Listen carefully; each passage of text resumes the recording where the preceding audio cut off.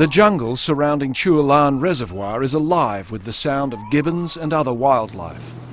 But on the hundreds of islands created when the area was flooded 28 years ago, it's a different story.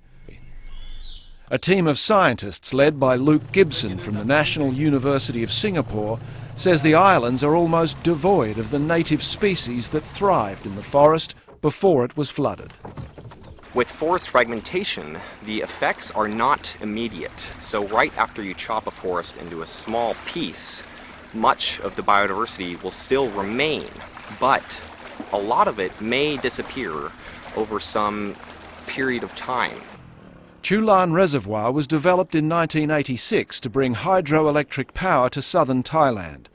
It covers an area of 165 square kilometres.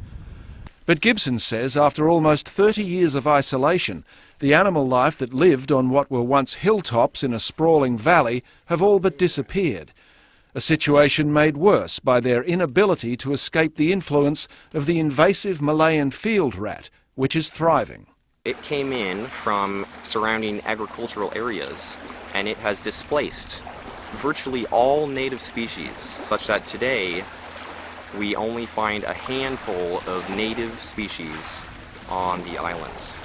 Everything else has disappeared. Gibson and his team have set up more than 100 camera traps throughout the area to monitor the movement of the larger species that remain.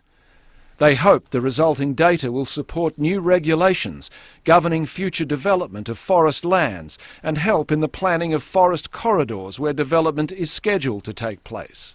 I would hope that this research will really highlight the value of large expanses of forest. Although for many species, he says, the research has come too late.